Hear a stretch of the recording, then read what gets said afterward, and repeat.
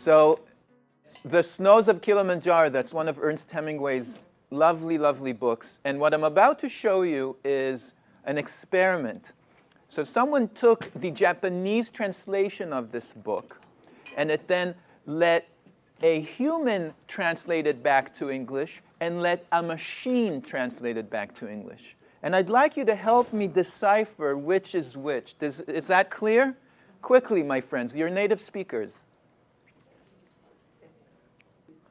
First of all, it's amazing, right? It's not that easy, and you guys know English better than I do.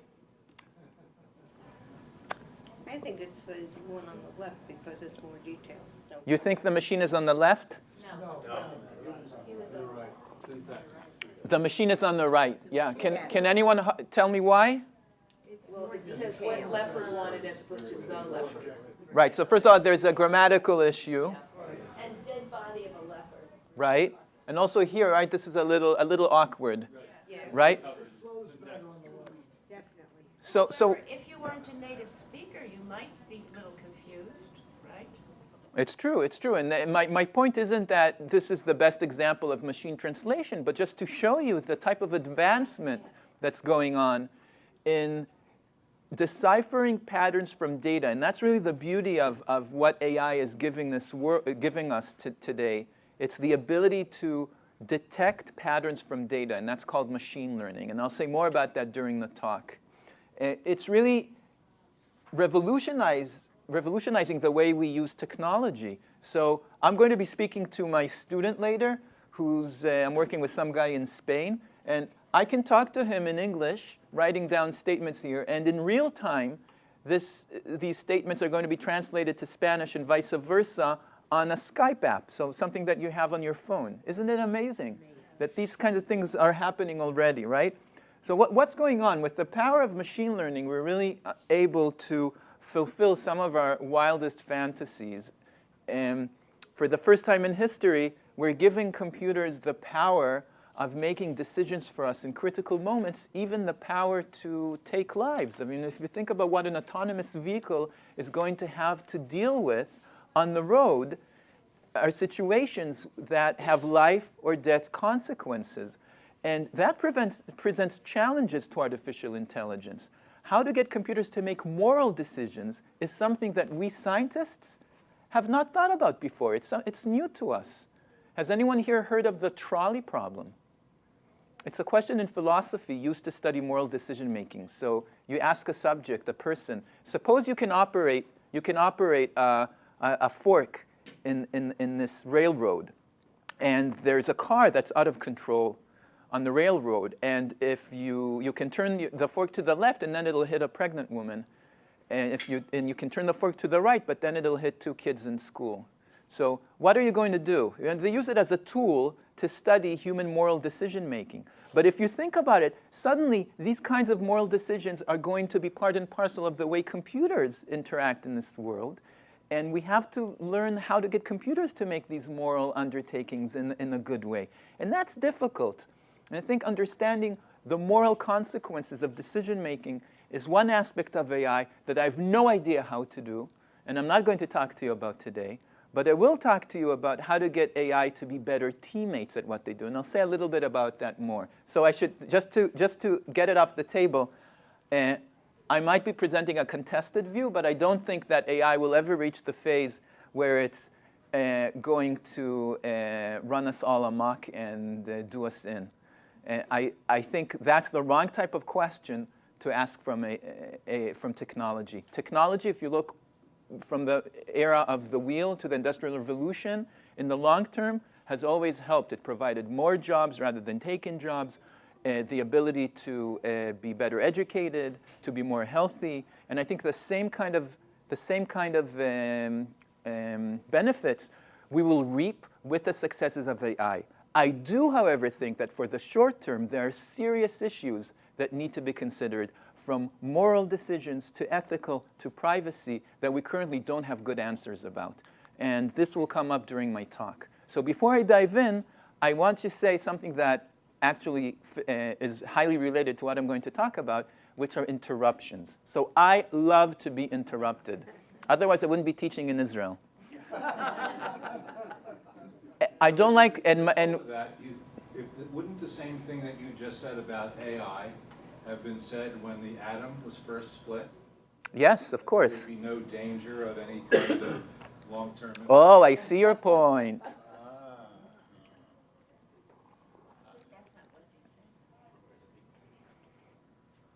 So it's a great question. It's a great question. I don't have an answer. It's true. Okay, so please feel free to interrupt me. And you saw a great example of that just now.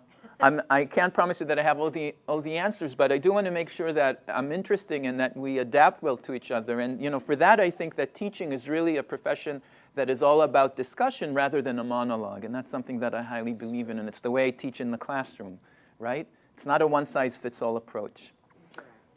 It's interactive, exactly. That's the best teacher is a teacher that can interact with his or her students. So why is it that we're on the cusp of a revolution of artificial intelligence? Let's take a step back and see that the way in which we use technology in our day-to-day lives has undergone a transformational change. This is a picture I got from the internet of a woman analyst who was working in Los Alamos in the 50s analyzing statistical data coming from a computer. The term computer, turns out, was used to refer to women working as statistical analysts, because it turns out that was one of the jobs back then that was primarily described for women. Isn't that amazing? That's where the term computer came from. And it also, I think, reflects in an interesting way in the kind of social and societal biases of the time. But if you think about it, the way in which we use technology today is not one person, one system, in one place, but a system that includes many people distributed over time or over places, and that they include, in part, computers that can make autonomous decisions when they interact for us. So after I give this talk, I'm going to be talking to my friends, to my students. One of them is in Spain, one of them is right now in Israel, and the other one is in China. We're all going to be in different locations. No one is going to care, right? We're writing a paper together. We're going to collaborate together on a joint canvas to write the paper. Isn't that an amazing example of how technology kind of transcends the geographical and temporal differences that used to constrain the way we make decisions together as a group? So that's one thing that's changed. And another thing that's changed is this ability to detect patterns in data. And I can't stress that enough. That's a huge asset that computers have given us. So what you're looking at here is a picture of an automatic digit recognizer that the US Post Office uses for over 15 years. And that recognizer can detect that Kobi writes a 7 with a cross, right? Because I'm from Israel. You write a 7 without a cross. Or maybe you do. You do? Okay. So who here doesn't cross his or her 7s? Thank you, Deborah. Deborah doesn't cross her 7s, but the computer needs to understand, but she dots her I's and crosses her T's. But the computer needs to understand that her 7 and my 7 are the same digit. And this is what's amazing about the power of machine learning. So even though no one writes 6 quite this way, the computer is still able to generalize from past examples to future examples. And that's a powerful tool, that's a powerful capability that machine learning is giving us, the ability to detect patterns from data. The other end of the equation is that there is more and more of this data. Look here at this picture from MIT. All of these kids are using computers in the classroom. They're talking to each other about assignments. They're talking to each other about extracurricular activities. They're generating data, lots of data that we didn't have access to before. And we have increasing ability of making sense of this data. And ladies and gentlemen, that provides power. When you have data and you have the means to make sense of the data, you can do a lot of things. So one thing you can do is to make money. Here's an example of data analysts at Target. And again, here's a question to you guys. So these are items that a person is buying in Target. And I'll give you a clue. These items are indicative of a person that is about to undergo a wonderful event. What is that event? She's pregnant. Wow, you're good, Deborah. No, you guys, right? Everyone's in shock, right? It's not self-evident that this woman is pregnant. But yes, a person buying these items is about to give birth. And the data analysts at Target are able to predict with a high confidence not only that this person is about to give birth, but also when this person is about to give birth, to the day. To the day. By the way, how did you figure this out? Tell us men. This is amazing. What did she say? She has a daughter-in-law that's pregnant. What about that data gives you the ability to predict the date for the delivery? What does it do? So let me give you an what do people do with it? So the Target analysts started sending coupons to women with, say, for diaper coupons. And this is what happens when us AI scientists don't pay attention to the social and psychological factors that matter to people. What do you think happens when a woman gets coupons for diapers and for, I don't know, pacifiers? She gets mad because she thinks, I'm being spied over, my privacy is being discriminated against by a computer, right? That's what happens when you don't pay attention to social and psychological factors. So what they're doing now at Target, actually I have a friend who works there, you know what they're doing? All they changed is that they're sending random coupons to women, and they're inserting some coupons for baby products. So the woman thinks, oh, look at that, what a nice coincidence. I can buy a diaper for this person. This is an amazing example. The data analyst from Target told the New York Times that they got a call from someone in New Jersey who complained about getting coupons at home sent from Target. And he said, you guys are sending me all of this garbage mail. Stop doing that. I'm a middle-aged, retired person living with his wife. There's no one pregnant in this house. Do you know what was the matter? His teenage daughter was pregnant. He didn't even know. The guy in charge of customer service called him to apologize, and he said, oh, since talking to you, I had a serious discussion with my daughter. So, But they have to have your data. yeah, but they do, because you pay with a credit card. Or if you don't pay with a credit card, they don't have it. You're right. So if you don't pay with a credit card, then they won't have your data. So paying cash in Target is a wonderful way of trying to keep those pesky AI people out of your purse. And when I'm in Boston for the summer, there are always these people using the email list to advertise Charlie card exchanges. Do you know what that is? So I'm going to use Deborah's Charlie card. Do you guys Charlie card? No, what is it? You guys aren't from Boston? No. Charlie card. It's no. It's like a metro card for the train. It's for the metro. So you swipe your Charlie card with another person, right, to fool Big Brother who's collecting data about where you're going and why.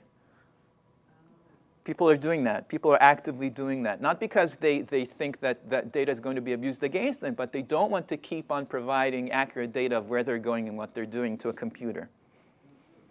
You know, they don't feel comfortable doing that. And I think that's a valid approach. Yeah? But they're going on Facebook. Yeah, and then they're going on Facebook and they're compromising their privacy for a cat video. You're right. So I'm a computer scientist that studies human behavior, and I don't have all the answers to this. I'm still flabbergasted by how people behave in many certain situations. So again, the point that I want to... What? Are you on Facebook? I'm on Facebook, yes. The point is that, on the one hand, there's all of this amazing progress in giving tools the power of understanding patterns of human behavior.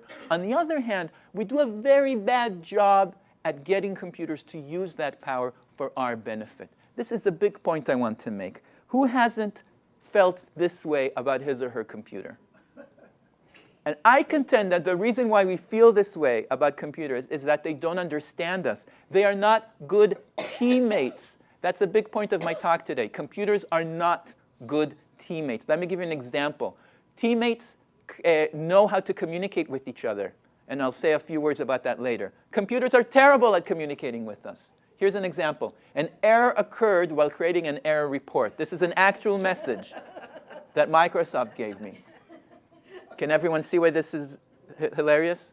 Because A mouse not found. A mouse driver has not been installed. Please click the left mouse button to continue. Cancel your reservation, okay, or cancel. So what's going on here? People who are good teammates understand the needs and preferences of each other. They understand how we work, and they provide information that's supposed to be helping us in our task, not confusing us or interrupting us. And this is what's going on here. This is an interruption that does not convey useful information. It disrupts my work.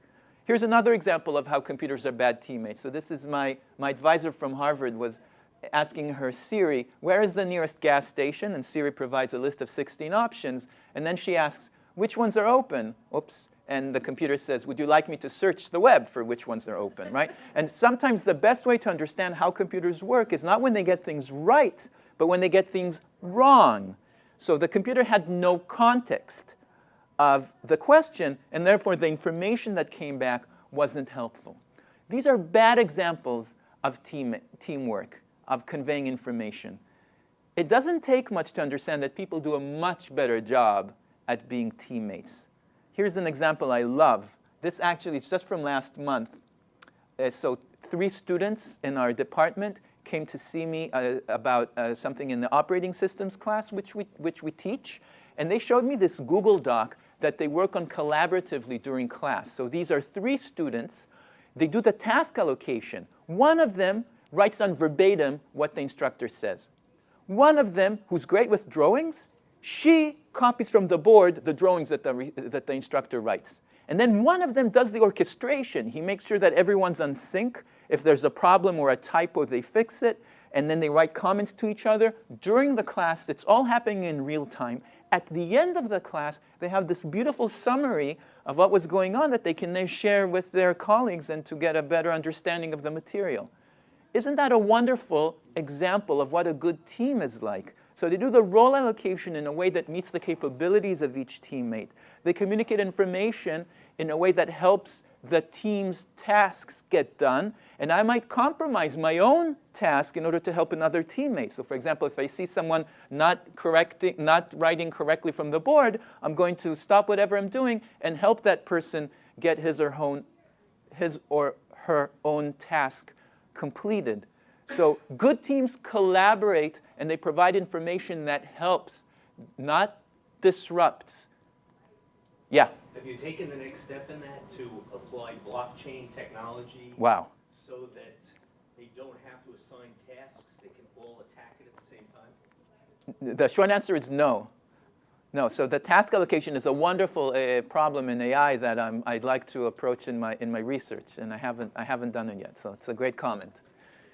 So here's, right, this is, I think people here, like me, are old enough to remember a certain component of the Microsoft Word software or Office that didn't behave well as a teammate. What was going on with the Clippy? Do you guys remember the Clippy? Are you trying to write a letter? Do you guys remember that? That was a terrible example of a teammate providing me with information. By the way, why was it such a bad example? Because you know what the Microsoft people did? They used machine learning to train this Clippy to understanding my tasks and my goals, and they collected data from thousands and thousands of Microsoft engineers. So when you think about it, bias in, bias out. It's one of the biggest problems of AI, is how to deal with bias. So the Microsoft engineers are dealing with situations that people like me don't. And of course, the type of interventions they require are very different. And that's why the Clippy didn't succeed. So the metaphor that I'd like to present to you, and one that's really driving my research, is that of a kind of a friendly parrot on the shoulder of a human. And the computer doesn't interrupt. The computer collects information. You can see here is looking at a student. And it's doing stuff with that information. It might convey to a teacher. It might try to ask a question of the student that helps the computer understand what its goals are. But it's doing that in a way that collaborates with the user. It doesn't try to deter, replace, or interrupt the user for no reason. And I'll give you an example of my research that's trying to use intelligent interruptions to help society. So the example is taken from this amazing platform called Citizen Science. What is citizen science? It's using the power of the internet to get volunteers to provide helpful input to scientists. And there's tons of these projects out there. So for example, if you're interested in bats, you can log online and you can help infer bat calls of species that are becoming extinct.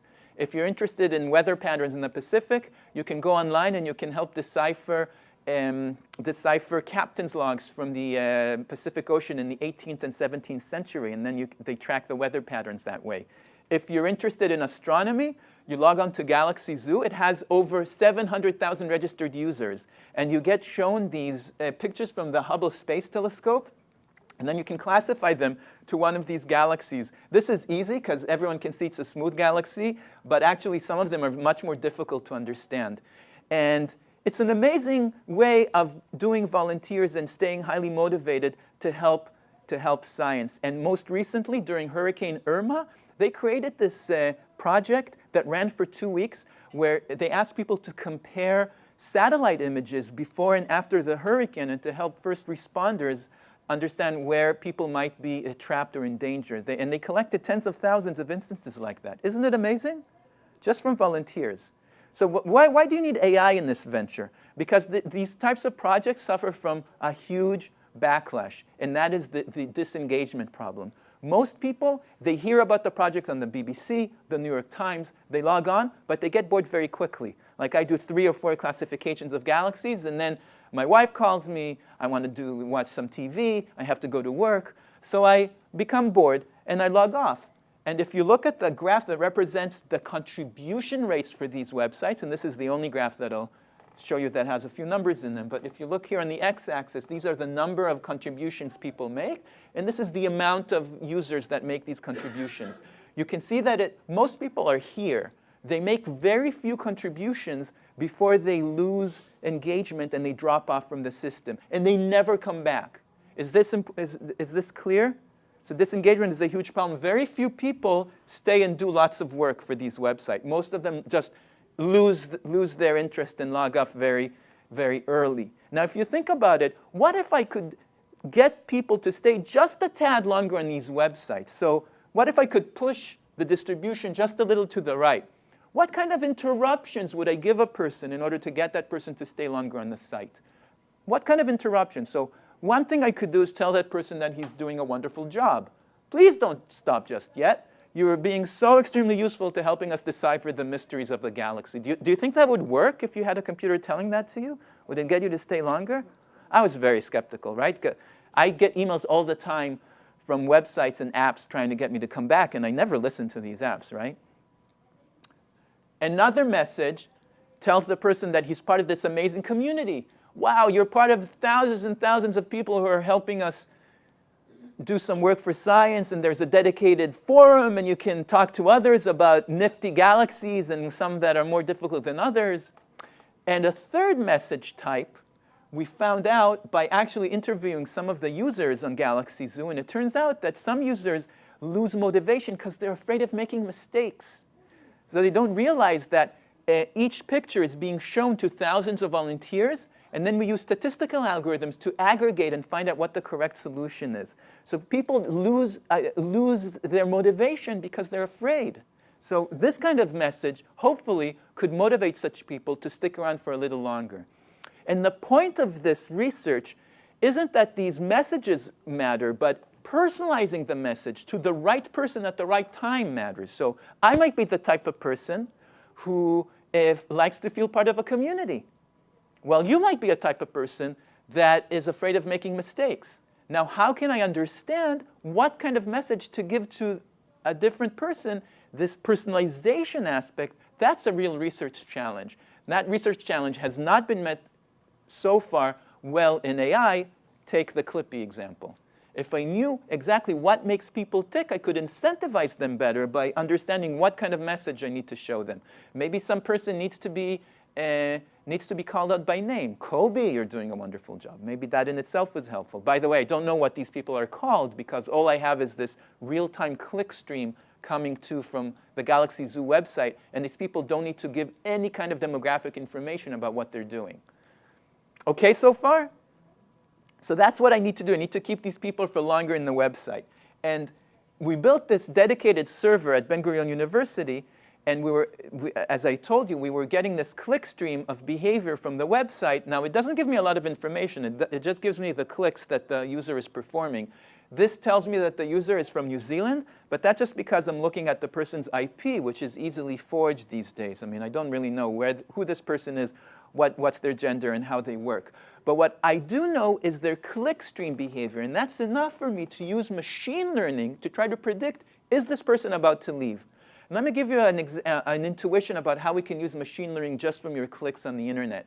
Well, it turns out that there's what we call features, which are kind of patterns that your clicks exhibit that tells me a lot about how engaged you are. For example, if there's a big lag between clicks, that probably means you're becoming a little less motivated, and it raises the chance that you're about to disengage and leave. Does that make sense, what I say?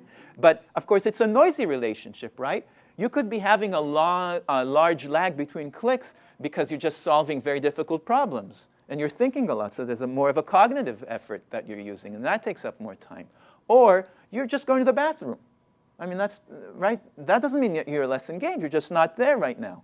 So it's not a perfect relationship. It's what we call a probabilistic or a stochastic relationship, but it's giving me a clue about whether someone is about to disengage. And another aspect we care about are things that are highly intuitive, like how long have you been in the website so far? The longer you've been in the website, the more likely you are about to leave, because we know that most people stay on for a very short amount of time.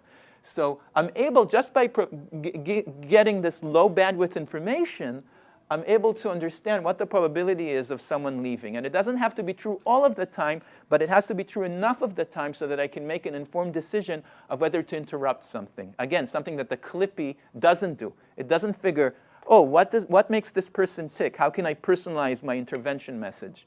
So think about it. You'd be working on this website, and you want to classify a galaxy, and suddenly I'm interrupting you with an informative message. Hopefully that message will motivate you to stick around for longer and remain on the website. Think about the business application for this kind of tool. I'm contacted by companies all the time that work with call centers where it's easy to measure productivity.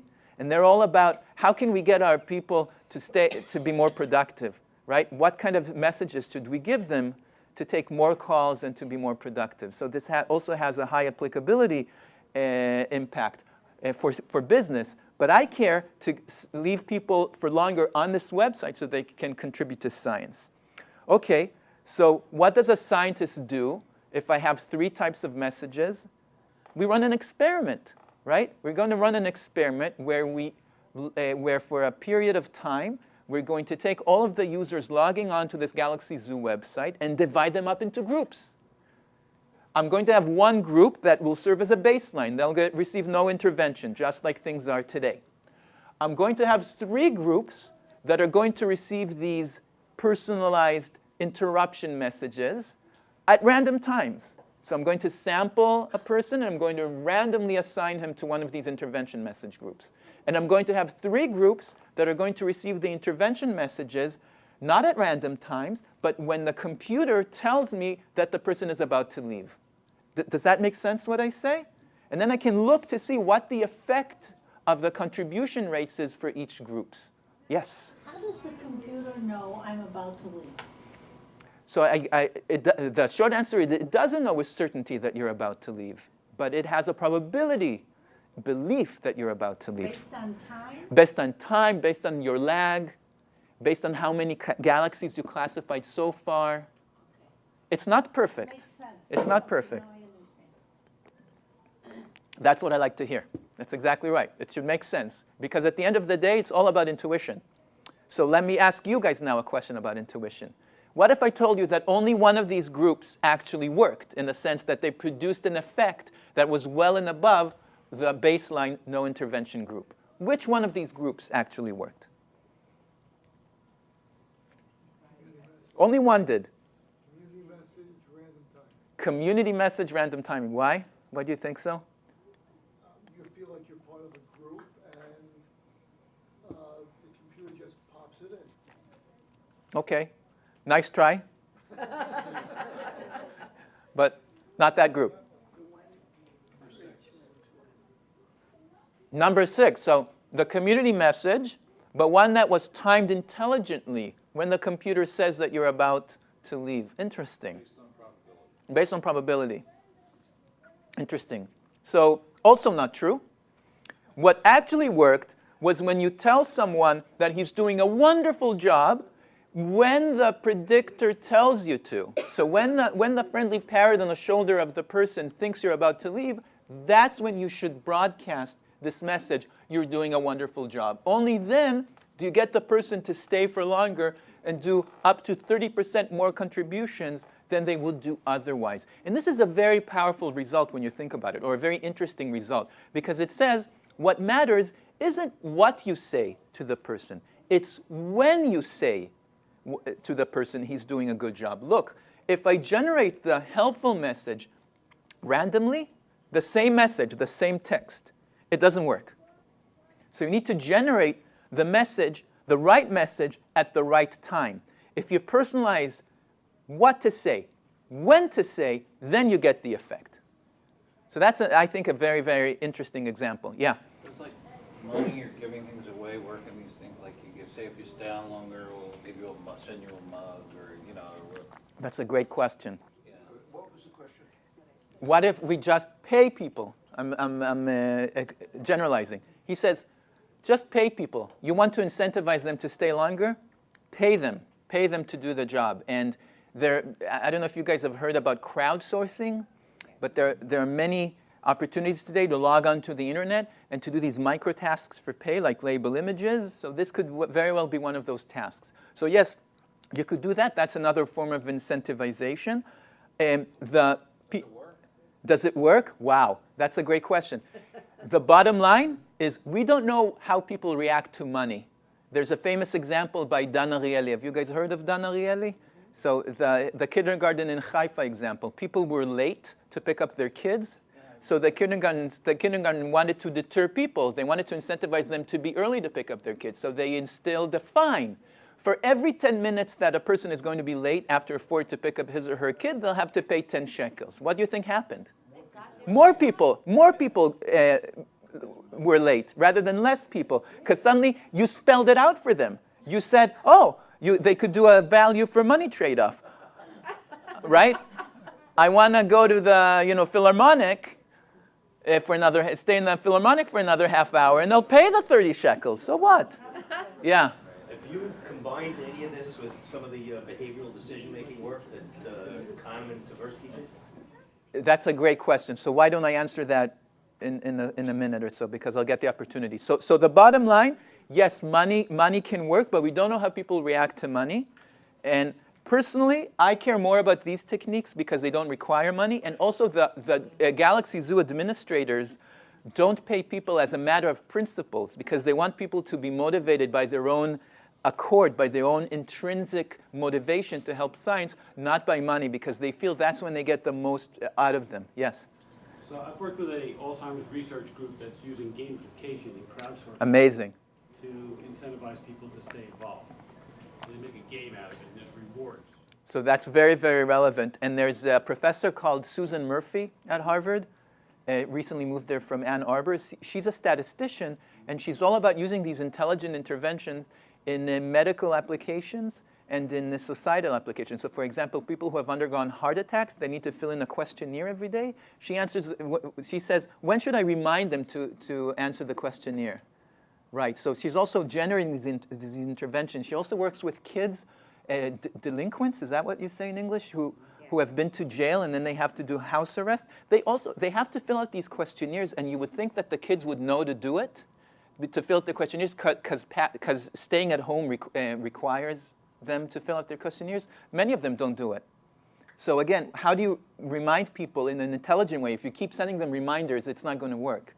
So how should these intelligent, you maybe make a game of this. Gamification aspect is wonderful. So maybe you should take a look at Suzanne Murphy, because it sounds very relevant to what you're doing. It's highly applicable to these kind of health-related tasks. Rather than incentivizing somebody with money or something, what about penalizing these people? By the way, that is a form of incentivizing. I don't think incentivizing doesn't necessarily mean someone something good. It could also mean punishing that person. And we know that it works, right? People are very good at something called reinforcement learning. So think of a 3-year-old who ventures into the kitchen when her mother isn't there and touches a hot stove.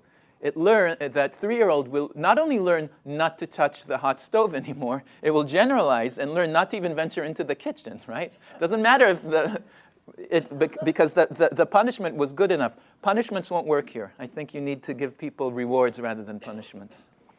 Okay? Do you also have to figure out how many times you have to do this? Wow, you guys are asking excellent questions. Yeah, the reliable answer? We only interrupted once per session.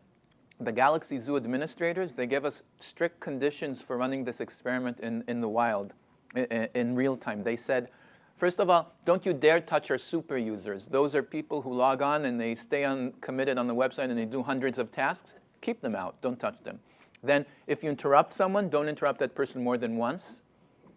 And even when you interrupt that person, he or she should be able to opt out and not receive any future interventions. So we needed to comply with all of these, I think, very logical constraints to make sure that we were obeying social and ethical rules, which, again, as we know, is very important for the AI research community to pay attention to. OK, great. So that's one example of getting AI to be good teammates, to care about what makes people tick psychologically. Let me give you another example. And it's taken from the world of education, which I deeply care about. So students learn well in groups. I mean, you don't need me to tell you this. It's evident, right? The first thing I tell a student who's experiencing difficulty in my course, find another student and go and study with that person. Because I've forgotten what it is to learn material for the first time. Students, they speak each other's language. They do brainstorming together. They solve problems well together. And you're looking here at a collaborative toolkit called GeoGebra that I'm working with, where students from Jewish schools and Arab schools collaborate together to solve problems in geometry. So they can control this joint canvas and create shapes, and they can chat with each other. And then you can give them complex problems to solve that require model building. I'll give you an example. I forget what the English term. You guys have a very complicated term for a general geometry shape. We call meruba. It's quadrilateral. Yeah, very strange term. So the kids, like a 7-year-old kids, they get the following question. Build a which quadrilateral, its diagonals intersect into equal parts, but they don't form 90 degrees. Oh dear. Does everyone understand the question? Yeah. Yeah, so it could be a parallelogram and it could be a rectangle. But you see, it's not simple, right? To answer this question, you kind of have to generate a model, and they work together generating the model, and they do chats. And this is a wonderful way of getting students to learn in the group. And with the power of technology, we're able to bring this to the fore.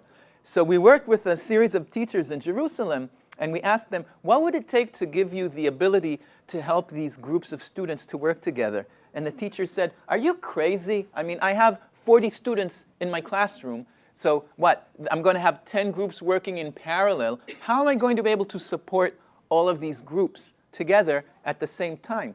And indeed, when we ran a pilot study where we had these students working together as a group, and there was a single teacher in the room, that teacher could either pick one of the groups and give that group his or her whole attention, completely neglecting the other groups, or randomly move in from group to group without really understanding the context and not providing the adequate support. And when we interviewed the teachers, they said exactly the same thing.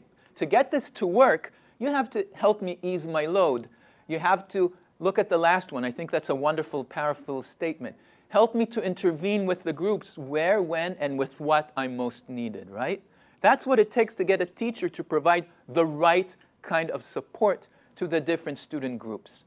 So we worked with these educational psychologists at the Hebrew University in Jerusalem, and they told us, look, to get a teacher to help the groups, you can use the friendly parrot on the shoulder paradigm. That is, you'll build a computer that can observe what the students are doing. And this is what you have to pay attention to. You have to learn to classify the discussion behavior into 3 types of classes. Students that are working on task, that is, their discussion conveys interaction that's engaged with each other. And when you think about it, look at this. Do we all agree that the answer is a parallelogram? That kind of statement, it's reflecting understanding of the material. It's also reflecting that I'm highly engaged with the other participants because I care about what they think. Does that make sense? We're looking for that. That's a group that's on cue, whereas a group that's having technical issues or that's stuck in off-task behavior, that's a group that's not on cue. That's a group that the teacher might wish to intervene in. Does that make sense? So we're able to use machine learning. Again, I'm using the power of machine learning to understand what classification each of these instances fall into. And the way we did it is we collected data instances of students using this geometry software, and we fed their discussion behavior into a machine learning model. And the machine learning model uses the machine learning model looks for patterns in the data to understand how to classify future instances into one of these 3 classes. We call them critical moments. So each of these classes represents the critical moments that the teacher needs to know about. And we build this nifty visualization tool that is like an air traffic controller. So the teacher has a bird's eye view of what's going on in each of the classrooms. For example, here you can see the color coding is orange. This is a technical problem. This group is experiencing a technical problem. This group is off task. Can everyone see that? Using the critical moment classifications, I'm telling the teacher what's going on in each of these groups. And the teacher can then make an informed decision of whether to intervene and zoom in into one of the groups. And she might tell the student, Yossi, stop ignoring what David is saying. You have to help. And that provides the teacher with a powerful way of making decisions. And then we ran a pilot. We actually took this into a school in Jerusalem and ran a pilot where a real teacher used the software to help kids. And you know what was amazing about that pilot? Not when the teacher decided to go inside the rooms to intervene. Actually, when the teacher decided, oh, Kobi, look what's going on here. They're getting the answer completely wrong, but I love what they're doing. They're doing trial and error. They're really progressing. I'm not doing anything. I'm letting them continue this interesting exploration. What a wonderful example of the type of decisions that human teachers can make, not computers, and computers should know when to back up. Do you understand my point? So computers should be able to give teachers the tools with which to intervene, but the final decisions should rest on the teacher. And people were so impressed with this tool that we built for teachers, we convinced the Israeli Arutz 10, one of the biggest news stations, to do a little special on it. And let me show you the video. And when you think about it, they had all this opportunity to do nifty stock market predictions and autonomous vehicles, but we were able to convince them to do something with education, which I was very happy about. It was not easy. מעניין כי לא צריך לדבר וזה על מחשבים. אז כל אחד מכם לרשום את התשובה שלו בחדר הצ'אט. קדימה בהצלחה. So they're all in the same room because of the pilot, but they don't need to be. בבית הספר אהבת ישראל שבבית שמש אולי לא יצטרכו בקרוב מורות עם עיניים בגב. הבינה מלאכותית עוקבת אחרי העבודה של התלמידים בכיתה, והמורה בודקת את התשובות על המחשב ומתערבת רק במידת הצורך. אתם רואים שיש לי פה סימן אדום? זה אומר שיש פה תשובה שגויה, אז אני עוברת פה על הצ'אט לראות את התשובות שלהם ואיפה הם דיינים. הם דיינים בין עצמם ומפתחים שיח. אני יכולה לתמוך בהם, אני יכולה לכוון אותם, אני יכולה להעיר להם התשובה לא נכונה, אבל ברגע שיש לי התראה, חבר מהקבוצה לא עובד.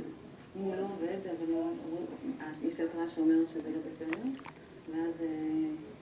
ואז אני אומרת לו, גלעד, תתעורר, תתחיל לענות. אני לא חושב שמחשבים יכולים לבוא במקום מורים, אני חושב שהם יכולים לבוא ולהעצים את המורים. אני אתן לך דוגמה אישית, למורה שלי בכיתה א' קראו מאלי, ואני לעולם לא אשכח אותה. והכריזמה והאינטואיציה והתקשורת הבין-אישית בינינו מאוד השפיעו עליי. Do you guys know who this person is? Not. There we go. Alan Turing. His name was Alan Turing. He was an English mathematician. Right. Yeah. He did a lot of work in World War II for breaking the Enigma code, and he was the father of computer science and artificial intelligence. And one of his contributions was what we call the Turing Test, where he claimed that for a computer to be exhibiting intelligence, that computer needs to be able to converse with the human user without the human user understanding that he or she is conversing with a computer. And that is a sufficient condition for intelligence. That was his idea. Yes? So oftentimes when I'm filling out, maybe I'm paying for something or I'm registering for something, and then this thing will come on and I have to check a box which says I am not a robot. Mm-hmm. How does it know I'm not a robot? If what you're, I mean, based on what I've seen here, I could be a robot. You could be.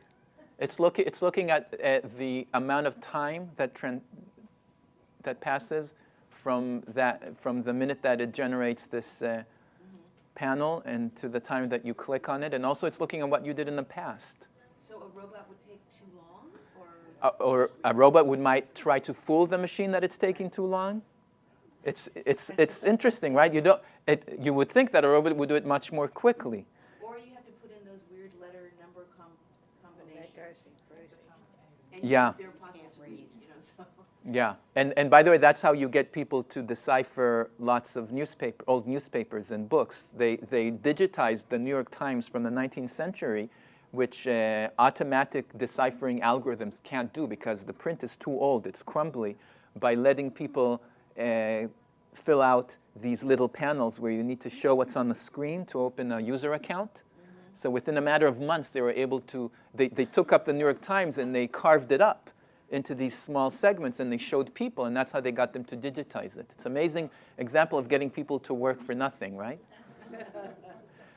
So let me wrap up, and then we can talk a little more. But the idea is that the Turing test was great when, for this old days idea of a computer, one person, one computer, one place. But because we have multiple computers, multiple people, and there are all these interesting networks going on, how about a kind of a spin on the Turing test that says, well, a computer exhibits intelligence when it behaves in a way that is like a true teammate. That is, I wouldn't be able to tell the computer apart from another human teammate, in that the computer knows how to provide information when that information is necessary. The computer knows how to care about my goals in addition to the computer goals. And the computer knows how to collaborate with its human users. And my dream is to get computers to be able to understand how to do that. And I think this is a much more compelling and timely notion of the Turing test. And I should say this is due to my mentor, Barbara Gross at Harvard, who came up with this idea of generalizing the Turing test to teammates. And when you think about it, there are a lot of things that the computers might be able to do. Something that I really care deeply about, as I said, is negotiation. And I couldn't get Israelis and Arabs to negotiate so far. But if you think about it, a computer could be a mediator. So he's not actually a part in the negotiation. He's just trying to represent each other's sides. You know, that's why people here go to mediators, right? And wouldn't it be wonderful if the computer could be a teammate? You can see some of the examples that we're trying to use. So this guy's the mediator, and he's trying to get these students to agree about signing a contract for renting an apartment. You know, it's a game. So one of the things they have to decide is who takes out the garbage, who gets the nicer room. So they have to come up with agreements about issues of conflict. And this guy is trying to help them do that by presenting the other side in the right way, by raising issues that people need to pay attention to. I think that would be a wonderful, wonderful way of getting computers to interact and to cooperate with people. And I do a lot about that in Beersheva. So there's great AI and computer science all over Israel. When I made the decision to go back to Israel, I wasn't compromising my career, because you go to the worst computer science department in Israel, you're still in the top 20 in the US. We have great pools of students, but in Beersheba, it's special because we have such a diverse community. We have Bedouins and we have Arabs. So on the one hand, it's very different in the Israeli Jewish community, lower socioeconomic status, a lot of issues. But on the other hand, there's no political tension. So it's much easier to get people to talk to each other and to experiment in new ideas and ways. And that's what I love about being in the Negev. It's like I have a pioneering spirit about it that I wouldn't get if I was in Tel Aviv. Because in Tel Aviv, the high-tech industry is so developed. The city is so developed. You could take away the university from Tel Aviv and no one would notice, but if you can't take away Ben-Gurion from Beersheba, there would be nothing left, right? And but I think maybe that's also a problem, right? That 40 years after Ben-Gurion's vision, we're still in the position where the Negev is the underbelly of Israel, and it's hard. It's hard to get the students to stay there after they finish. It's hard to get more jobs in the Negev. And I hope that with AI and with the cybersecurity and with everything that's now happening in terms of high-tech development, we can create kind of, I don't want to say, Netanyahu likes to say Silicon Valley, right? Silicon Valley, it's like but more and more people are coming there, and more companies are coming there, and I'd love to see more of that happening. I think AI is the way to go to make that happen. Thank you very much. All this machine learning is done by computer code, correct? What language are you using for the computer code? Lots of different languages. You know about computer languages? We're using Python, MATLAB. These are modern languages. When I was in school, people were using Java, assembly. Yeah, when I was in the Army, we used PL1. IBM had a language called Programming Language Number 1. The idea was that it could replace everything.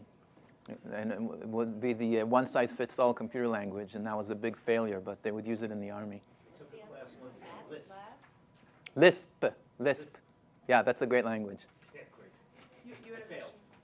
It's hard. It's a functional programming language.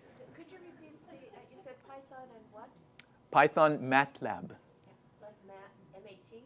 MAT lab. Yeah. So I would say one more at this point. You choose. What about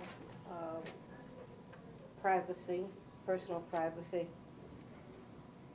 Yeah, so my talk did not even begin to touch this issue of privacy. It's a huge, huge problem for AI, and I don't have the answer. Is it, I guess, is it in the discussion? I mean, I guess when there's a very predatory nature to it. Again, I say that not as a judgmental thing, but you can be passive with the application of these things, or you can be active in your, are you trying to influence people to do something, or are you just trying to assist somebody who's trying to figure out how to do something for themselves? It seems to be a line. Okay, so that's a different problem. That's that I do have a good answer, a better answer for. Insofar, I'm trying to nudge you in a direction that's both helpful for you and helpful for science. Because when you stay for longer on the website, you're learning more. You're getting more skills. I mean, think of a pipeline. Think of a pipeline where you have these people who are informed in a skill, and then they log on the website, and then they work together on tasks with other people, conveying that skill to other people. So you're creating this training pipeline. So people raise this issue of training as a big problem for AI. AI is going to take many tasks that today are filled by people, mostly middle-class people, middle-aged people. It's going to be very difficult to get these people to switch jobs. Maybe with these kinds of systems, you could kind of do that in a natural way by which training occurs online, right? But then that begs the question of the humans as the teammate as opposed to the computer. But whoever is behind it, so these things collect behavior, and they use behavior for predictive in order to be assistive technology. But assistive tech, if it's just Google who's gathering information, they did the test where they gave somebody who was right-leaning, someone who's left-leaning, someone who's moderate. They said put Egypt in, right? So some people got Islamic Brotherhood, and some people got pyramids. But if you're using that fact to have conversations with people, it's problematic. So the assistive technology can be really helpful, but it also can be I've got a walker and it's attached to a magnet and I'm coming down the street and it's pulling me to Target. So I guess the question is if it was, you know, the idea of if it was a free agent and it was really helping people nobly, you know, based on the tone that you're doing, that is wonderful. And I just wonder to what extent the conversation includes implications for actors who may not have noble intentions. Look, I think I'm optimistic. I'm a believer in mankind, and I think that despite the challenges and the moral issues that have come up whenever new technology has been introduced, right? From the era of the wheel to the Industrial Revolution, technology is expensive when it first comes out, so people with affluence have more access to it. So it provides a source of inequality. It raises moral issues. At the end of the day, we've always been able to use technology for the greater good. So I think that AI will take tasks. I don't think AI will take jobs. I think AI will do a good job of helping people to adapt to the new future that AI brings. And you know, why don't you raise this problem with stem cell research? We were able to get people to comply to new standards of moral decision-making when it comes to biology. We'll be able to get, hopefully, people to comply to new standards when it comes to AI. It just requires us to be synchronized and to raise these issues. And you know, a lot of that is going on. So there's something called the AI 100 study that you guys are welcome to look at, which provides kind of a